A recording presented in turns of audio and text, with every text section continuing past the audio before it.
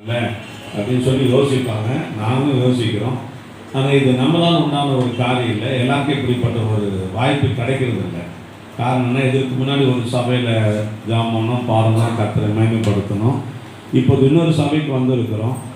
இங்கே கர்த்தரை கிருபையினால் இப்படி ஒரு சமம் நடக்குது அப்படின்னா எல்லாருக்கும் நடக்குமா அப்படின்னா கொஞ்சம் ஆச்சரியம் தான். காரணம்னு கேட்டிங்கன்னா இங்கே சபை இப்போது இந்த ப்ரோக்ராம் நடத்தி கொண்டு இருக்கிறவர் அருமையான போதகர். நேற்று அந்த சபையில் தான் அம்மா போயிருக்கிறாங்க, அவங்களோட தான் இருக்கிறாங்க. இதுக்கு முன்னாடி சாட்சி கொடுத்த அருமையான ஐயா இந்த ஊர் சபை போதகர், அவங்களே அவங்க அறிந்திருக்கிறாங்க, நம்ம அறிந்திருக்கிறோம். பெண்களாக பிறந்தாலே சில கேரக்டர் உண்டு. அவங்க சொல்லுவாங்க இது தாய் வீடு, இது புகுந்து வீடு, அது வளர்ந்து வீடு. அந்த மாதிரி ஆவிக்குரிய வாழ்க்கையிலேயே அருமையான ஜபமணி அம்மா இது அவங்க வாழ்ந்த வீடு. இது இப்போ வந்தவாசியில் இருக்கிறது புகுந்து வீடு. நடுவில் நாங்கள் வளர்த்து வீடு மாதிரி கொஞ்ச நாள் கர்த்தரை கிருபையினால் அவரோட பழகணும்னா தாயாரோட மாத்திரம் இல்லை, அவருடைய அனைத்து பிள்ளைகளோட 2 பெண் பிள்ளைகளும் ஒரு ஆண் மகனாக இருக்கிற அந்த குடும்பத்தில் எங்களுக்கு நல்ல ஈடுபாடு உண்டு. காரணம் அருமையான தாயார் அங்கே காஞ்சிபுரத்தில் வந்து தங்கி இருக்கும் போது ஆராதனைக்கும் ஜபத்துக்கும் தவறாமல் வந்தபடினால அவருடைய குடும்பத்தோடு நாம் இணைந்து சில காரியங்களை செய்ய கர்த்தர் உதவி செய்தார். ஒரே மகன் அவருக்கு ராஜா, அவங்களுக்கு தெரியும்.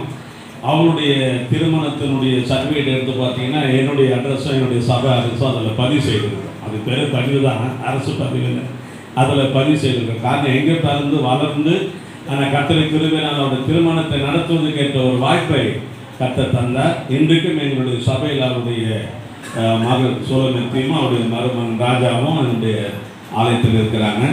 அது நிமித்தமாக நேற்று இரவு என்னோட கூட ஒரு குழுவினர் வந்தாங்க.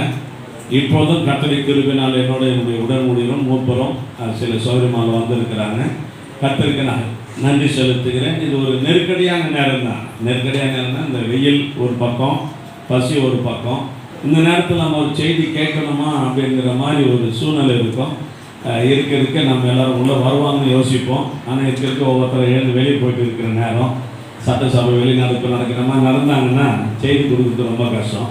பட் இருந்தாலும் எங்களோடு கூட வந்திருந்த எங்களுடைய அடிமான உடன் தம்பி வந்து ஒரு 2 அடி பாடலை பாடுவார். தேவனுடைய வார்த்தை கொடுத்து கூட எங்கள் சபை மூப்பர் வந்திருக்கிறாங்க. ஒரு ஆறுதலாக அந்த குடும்பத்துக்கு ஜெபம் பண்ணுவாங்க. ஒரு சில வினாடிகள் 10 நிமிஷத்தில் தேவனுடைய வார்த்தையை முடிச்செல்லாம் நினைக்கிறேன். கர்த்தர் உங்களை ஆஸ்வதிக்க வளமுள்ளவராக இருக்கிறார். எல்லாமே மண்ணுதானையா, எல்லாமே மாயதானையா, சூரியன் கீழே நடப்பதும் காண்பதும் எல்லாமே மண்ணுதானையா. நீ எண்ணி பார்த்தா எல்லாமே மண்ணுதானையா, எல்லாமே மண்ணுதானையா, எல்லாமே மாயைதானையா, சூரியன் கீழே நடப்பதும் காண்பதும் எல்லாமே மண்ணுதானையா. நீ எண்ணி பார்த்தா எல்லாமே மண்ணுதானையா.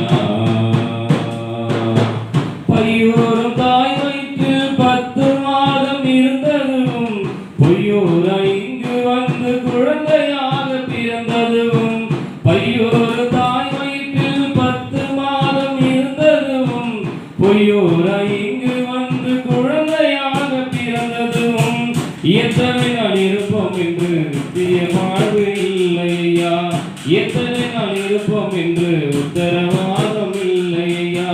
சத்தியபரன் தேவன் தந்த ஜீவன் கூட இரவலையா, சத்தியபரன் தேவன் தந்த ஜீவன் கூட இரவலையா.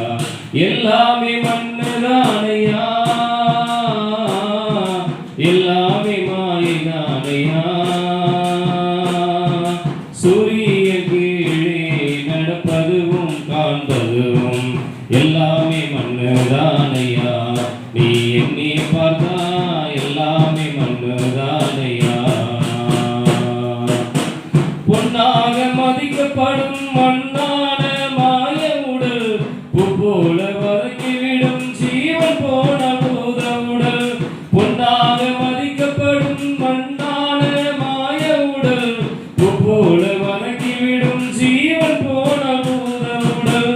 கருவோடு வந்ததையா ஆட்டம் போடும் நீச உடல், கருவோடு வந்ததையா ஆட்டம் போடும் நீச உடல் கருவாக்கு இருக்கும் விடை இதற்கில்லையே நாற்ற உடல் கருவாக்கு இருக்கும் விடை இதற்கில்லையே நாற்ற உடல் எல்லாமே மண்ணுதானையா எல்லாமே மாயைதானையா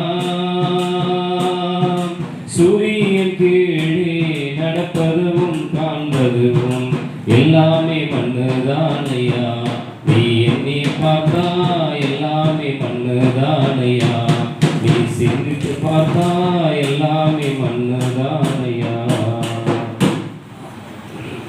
தொடர்ந்து இந்த குடும்பத்தின் ஆறுதலுக்காகவும் இந்த வார்த்தைக்காகவும் சபை மூத்த ஆதரகம் வந்து ஜாமான் செபிக்கணும்.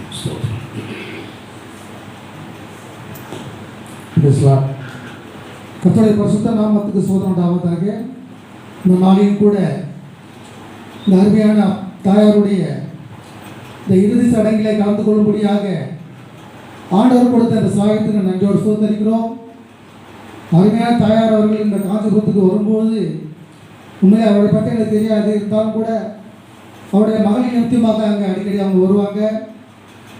அந்த மகள் அருமையான தாயோட அருமையாக அவ்வளோ, அதாவது முன்னாடி பழனிமே பேசுவாங்க எங்ககிட்ட ரொம்ப அமைதியாக. நல்ல ஒரு தாயார். இப்போது சொன்ன அவரை பற்றி சொன்ன இந்த சாட்சியெல்லாம் நாங்கள் நினைக்கும் போது உண்மையிலே இந்த ஏரியாவில் ஒரு நல்ல ஒரு சாட்சியாக அவங்க வாழ்ந்திருக்காங்க, அந்த குடும்பத்திலும் ஒரு சாட்சியாக இருந்திருக்காங்கன்னு சொல்லும்போது ரொம்ப பெருமையாக இருக்குது. இப்போ அவங்க மறித்தாலும் கூட ஆண்டவரை வளர்பாரிசத்தில் அவங்க அமர்ந்திருக்காங்கன்னு சொல்லி நாங்கள் விசுவாசிக்கிறோம். கர்த்தருக்கும் மறித்தவர்களும் முதலாவது எழுந்துட்டாங்கன்னு சொல்லி வேதத்தில் கேள்விப்பட்டிருக்கிறோம். அதுபோல் அருமையான தாயார் அவர்கள் ஆண்டவரை இப்போவும் கூடாங்க அவளை இப்போது புதைக்கல விதைக்கிறோம்னு சொல்லி நம்ம சொல்லுவோம். அந்த மாதிரி அருமையான இப்போ அந்த தாயாரை இப்போ நம்ம விதைக்க போகிறோம். இந்த தாயார் கொண்டு அநேக இளைஞர பந்துக்கள் இன்னும் விசுவாசமாய் கர்த்தருக்குள்ள வரணும். அவர்களுக்கு அவர்கள் சாட்சியாக இருந்ததற்காக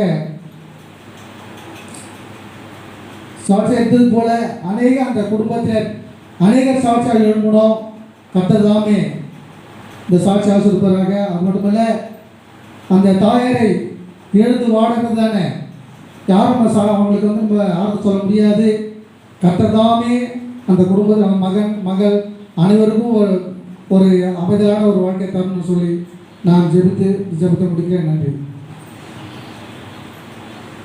கர்த்தருடைய பரிசுத்த நாமத்திற்கு மகிமை உண்டாவதாக. கர்த்தருடைய கிருபையினால அருமையான நாளில் வேதம் சொல்லுடைய விருந்து வீட்டுக்கு போவதை பார்க்கலாம் துக்க வீட்டுக்கு போவது நல்லது, அங்கே எல்லாருடைய முடிவை நாம் அறிந்து கொள்ள முடியும் என்கிறபடி நாம் இப்போது வந்திருக்கிறது துக்க வீடு தான். ஆனால் நமக்கு அது துக்க வீடு மாதிரி தெரியல. அதை நாம் தொடர்ந்து பாடி செபித்து சாட்சி சொல்லும் போது நமக்கு இது ஒரு மகிழ்ச்சியின் வீடாக இருக்குது. காரணம் தெரியுங்களா? ஆண்டவராகிய இயேசு கிறிஸ்துவை அருமையான தாயார் ஏற்றுக்கொண்டு ஒரு நல்ல நம்பிக்கையோடு கூட தன் உடத்தை விட்டு முடித்ததுனால துக்கத்தை இதையும் நமக்கு சந்தோஷமாக மாற்றி இருக்கிறார். ஆக உண்மையாகவே இந்த நாளில் இந்த நேரத்தில் தேவனுடைய வார்த்தையை பகிர்ந்து கொள்ள வேண்டும் என்பதுதான ஒரு வாஞ்சை உண்டு. அதுக்காக தான் அருமையான பாச நைட்லேருந்து சொல்லியிருந்தாங்க, இன்றைக்கி ஒரு செய்தி நீங்கள் ஆயத்தமான செய்தி கொடுக்கணும். நானும் ஆயத்தமாக தான் வந்தேன்.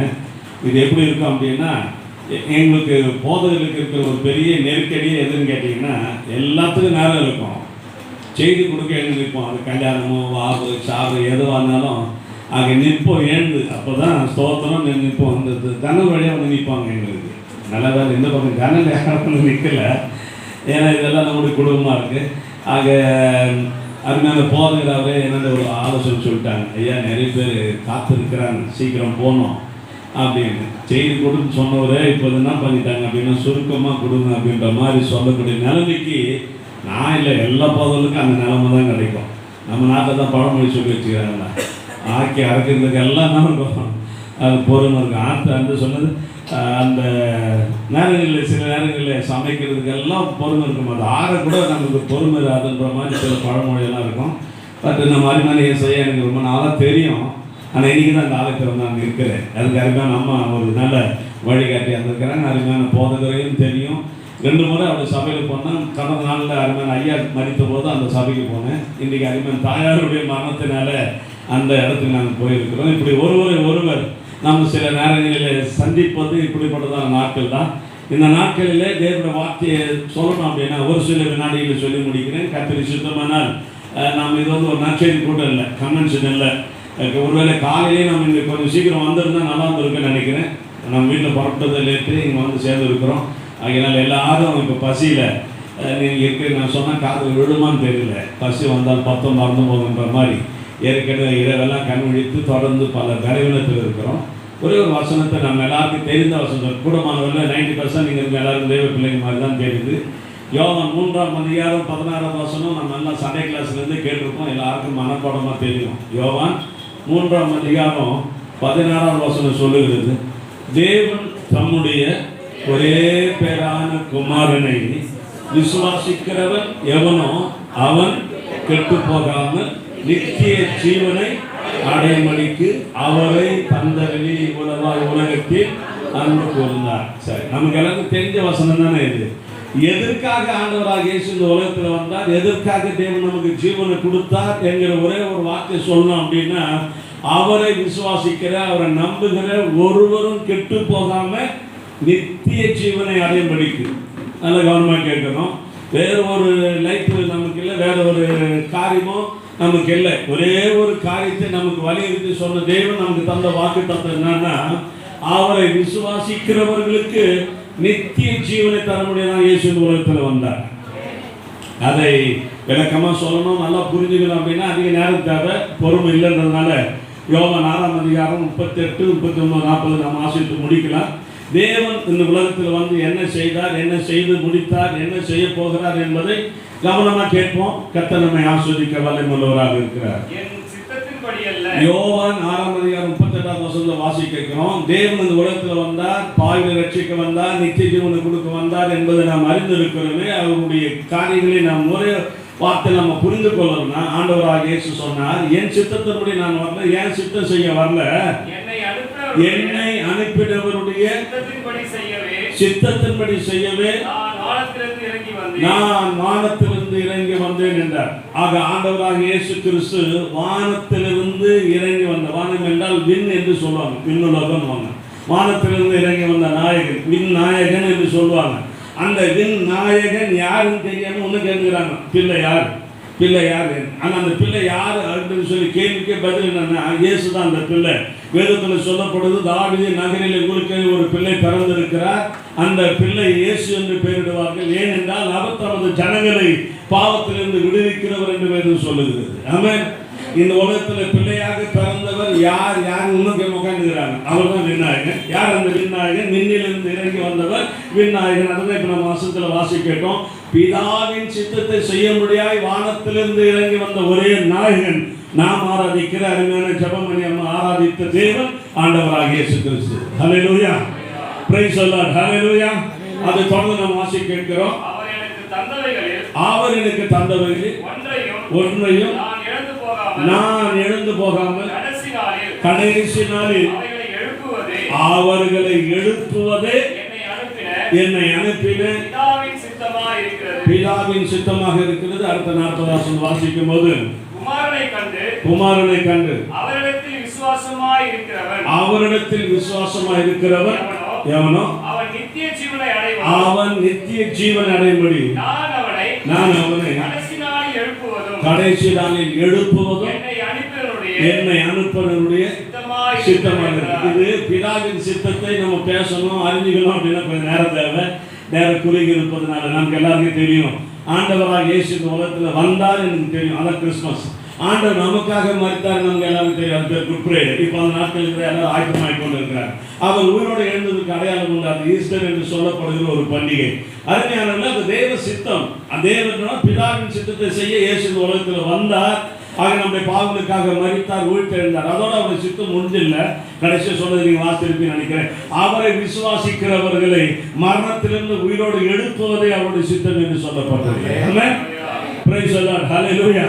நாம் ஆராதிக்கிற தேவனுடைய ஒரு சித்தம் இருக்கு. நீங்க ஒருவேளை அதை நம்பல, அது ஒருவேளை ஏற்றுக்கொள்ள, அதை நம்ம கவனிக்கலனாலும், யாரெல்லாம் அந்த ஆண்டவராக இயேசுவை விசுவாசிக்கிறார்களோ நம்புகிறார்களோ அவர்களை எழுப்புவதுதான் தேவனுடைய சித்தம் என்று இப்ப நம்ம வாசிக்கிறோம். யோவான் 6:40 சொல்லுது. இதை விளக்கமா சொல்ல குறுகிய நேரம் இருப்பதனால முடியுங்களா? நாம் நம்புறோமே. எதற்காக ஆண்டவர் நம்புறோம் தெரியுமா? இந்த உலகத்தில் ஏதோ சாப்பாட்டுக்காக, ட்ரெஸ்ஸுக்காக, வீட்டுக்காக அல்ல. அவரை விசுவாசிக்கிற எவன் அவன் கெட்டு போகாமல் நித்திய ஜீவனை அடைமுடிக்க அவரை தந்தறினார் என்று சொல்லக்கூடிய நித்திய ஜீவன் எப்படி நமக்கு தராரு? அவரை மரித்தோர் அந்த உயிரோடு எழுப்புவதே அவருடைய வேலையா இருக்கு. அருமையான ஜெபமணி அம்மாவை உயிரோடு எழுப்புவது தான் தேவனுடைய சித்தமாக இருக்கிறது அந்த வசனம் சொல்லுது. அவர்களை மாத்திரம் அவரை விசுவாசிக்கிற, அவரை நம்புகிற, அவர் ஏற்றுக்கொண்டிருக்கிற அத்தனை பேரும் வேறு என்ன சொன்னது? ஆக அவர் சொன்னார், என்னை விசுவாசிக்கணும் மரித்தாமல் பிழைப்பார். ஆக அந்த நம்பிக்கையோடு தான் நம்ம ஓடிட்டு இருக்கோம். நம்ம அவரை விசுவாசிக்கிறோம். ஆக நாம் அவரை விசுவாசித்து ஒரு நாள் மரிப்போம். நம்ம எழுப்புவது அவருடைய சித்தம். நிச்சயமாக அவர் ஒரு நாள் நம்ம எல்லாரும் என்ன பண்ணுவோம்னா அவரை எழுப்பி அவரோடு கூட தேவராஜ்யத்தில் இருக்க முடியாது, நம்மை அவரோடு சேர்த்துக் கொள்வார். வேதம் சொல்ற, நான் இருக்கும் இடத்துல நீங்கள் இருக்க முடியாது, உங்களுக்கு ஒரு ஸ்தலத்தை நான் ஆயத்தம் பண்ணுகிறேன், ஆயத்தமான பின்பு நான் வந்து உங்களை நான் அழைத்து செல்வேன். இப்ப நம்ம அதுக்கு தான் காத்து இருக்கிறோம். ஆண்டவராக இயேசு வந்தார், சென்றார், வருவார். எதற்காக வருவார்? நம்ம எல்லாரும் அழைத்து சென்று கண்ணீர் இல்லாத, கவலை இல்லாத, வியாகுலம் இல்லாத, வியாதி இல்லாத, மரணம் இல்லாத, சண்டையே இல்லாத, பசி இல்லாத தேவராஜ்யத்துக்கு கொண்டு போக முடியாது வருகிறார்.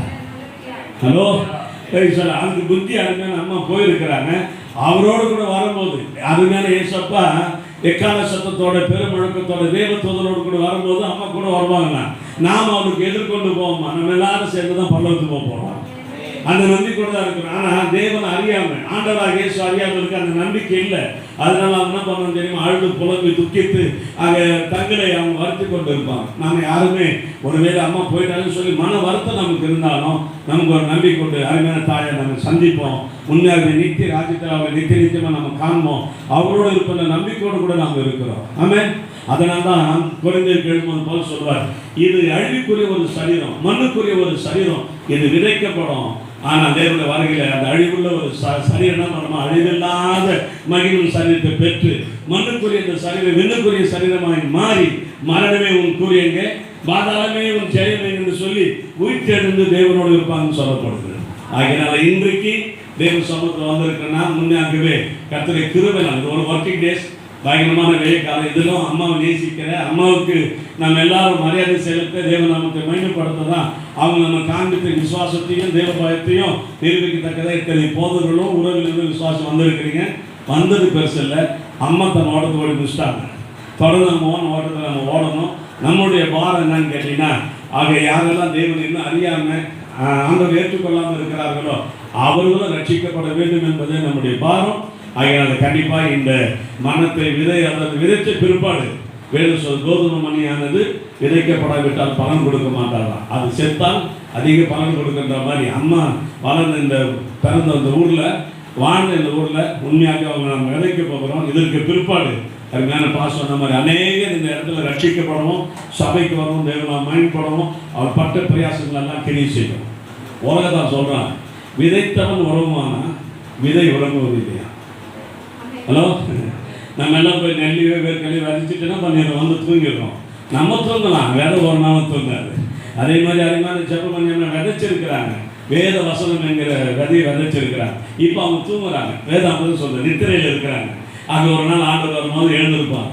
ஆனால் அவங்க நித்திரையாக இருந்தாலும் அவங்க விதைச்சது ஒரு நாளும் நித்திரையாக இருக்காது, தூங்காது. அது தரம் நிச்சயமாக அருமையான போது இருக்கும். இப்போது அருமையாய் பயனளித்து வந்த போது இருக்கும். ஆக நம்முடைய சபைகளுக்கு வந்த அத்தனை பேருக்கு அவருடைய ஜபமும் காரியம் ஆசீர்வாதமாக இருக்கும் என்று இயேசு நாமத்தில் உங்களை வாழ்த்துகிறேன்.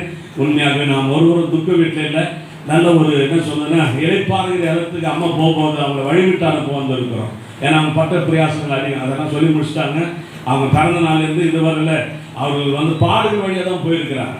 அப்போ பவுல் சொல்லும்போது சொல்றார், தேவ பிள்ளைகள் அவர் பாடுகள் வழியாக உபத்திரத்தின் வழியாக தான் பரலோகத்துக்கு செல்ல வேண்டும். அதனால அவங்க சொல்போதமாக வாழ்ந்த மாதிரி தெரியல, பல பாடுகள் பட்டிருக்கிறாங்க. பாஸ் சொன்ன மாதிரி கடைசி வரையில் இதே ஊருக்கு வந்தவாசிகள் வந்து ஏரி வரைக்கும் போனதாகவும் சந்தித்ததாகவும் ஐயா சொன்னார். ஆக கர்த்தருக்கு இருக்கிறதுனால அவங்க சாக வரையில் வாழ்ச்சிருக்கிறாங்க. உண்மையில் அவங்களுடைய பிரயாசத்தெல்லாம் விட்டு இப்போ என்ன பண்ணுறாங்கன்னா ஓய்ந்து இருக்கிறாங்க, எதிர்பார்த்து கொண்டு இருக்கிறாங்க. அப்போ நாம் என்ன செய்யலாம்னா சந்தோஷமாக நம்ம விதைச்சி அவங்க தேவநாமத்துக்கு மகிமையாக நன்றி சொல்லலாம். உங்களுக்கும் அந்த வாய்ப்பு தர கர்த்தர் வல்லவராக இருக்கிறார். கண்கள் மூடி நாம் செபிக்கலாம். கர்த்தர் நம்மை ஆஸ்வதிக்க வல்லவராக இருக்கிறார். எங்களை நேசிக்கிற நல்ல ஆண்டவரே, இந்த ஆஸ்வதிக்கப்பட்ட அருமையான நாளுக்காக நமக்கு நன்றி செலுத்துகிறோம். அருமையான தாய் பிறந்த நாளில் இருந்து இந்த நாள் வரை தன் ஓட்டத்தை ஓட நல்ல போராட்டத்தை போராட கிருபை செய்து விசேஷமாக அவருக்கு என்று கொடுத்த கணவனை ஆண்டவர் அவன் பராமரித்த விதத்தை நாங்கள் அறிந்திருக்கிறோம். அவருடைய மரண நாள் வரல அவருக்கு நல்ல பணிவிடை செய்த ஒரு தாய். அதே போல் தான் பெற்ற பிள்ளைகளை விசுவாசத்திலே ஜபத்தில் வளர்த்து அவர்களுக்கு செய்ய வேண்டிய கடமைகளை செய்தால் என்பதை நாங்கள் அறிந்திருக்கிறோம். உமக்கு நன்றி செலுத்துகிறோம். ஆகவே இந்த நாளில் அவருக்கு கடை வந்த ஒரு பாக்கியம் நியாயாதிபதிகள் புத்தகத்தில் ராஜாக்கள் புத்தகத்தில் வாசிக்கும் போது யாரெல்லாம் நமக்கு பயந்திருந்தார்களோ அவர்களுக்கு அன்று கிடைத்த ஒரு அடக்க ஆராதனை ராஜாக்களின் தலையில் அவருக்கு அடை நடத்தது என்றும் தேவ பிள்ளைகள் அவர் எடுத்து அடக்கம் பண்ணினார்கள் என்று நாம் வாசிக்கிறோம். இவர்களும் உமக்கு பயந்தபடினாலே கடந்த இரவிலிருந்து இதுவரையில ஜெபிக்க பாட தேவனுடைய நாமத்தை மகிமைப்படுத்த குடும்பத்தாரோடு சேர்ந்து ஊழியரோடு அவரை அனுபவம் எடுத்து அடக்கம் பண்ணுகிற ஒரு வாக்கியத்தை அவருக்கு கொடுத்திருப்பதற்காக நன்றி செலுத்துகிறோம். இவருடைய மரணத்துக்கு அவர் விதைத்த பின்பு இந்த கிராமத்தில் எங்கெல்லாம் சுவிசேஷம் அறிவித்தார்கள் அந்த இடத்துல அநேக ரட்சிக்கப்படவும் நாம மகிமைப்படுவது செய்யுங்க. அவற்றை சென்ற பிள்ளைகளுக்கு மருமக்களுக்கு பேர பிள்ளைகளுக்கு ஆறுதலையும் சமாதானத்தை தந்து வழிநடத்த நான் செபிக்கிறேன். பொறுப்பெடுத்துக் கொள்ளும் ஆசீர்வதிக்கிறோம். இயேசுவின் நாமத்தில் ஜெபிக்க கேளும் பிதாவே, ஆமென். ஹல்லேலூயா. பெருமையாகவே அம்மாவுடைய உடலை நல்லடக்கம் பண்ணுவதற்காக கல்லறை தோட்டத்திற்கு நாம் செலவிருக்கிறோம். எனவே எல்லா கர்த்தருடைய பிள்ளைகள், விசுவாச பிள்ளைகள், விசுவாச குடும்பங்கள், இந்த சபையின் அங்கத்தின் பிள்ளைகள் யாவரும் அந்த கல்லறை தோட்டத்திற்கு வரும்படி உங்களை அன்பாக கேட்கிறேன். கர்த்தருக்குள் ஒவ்வொரு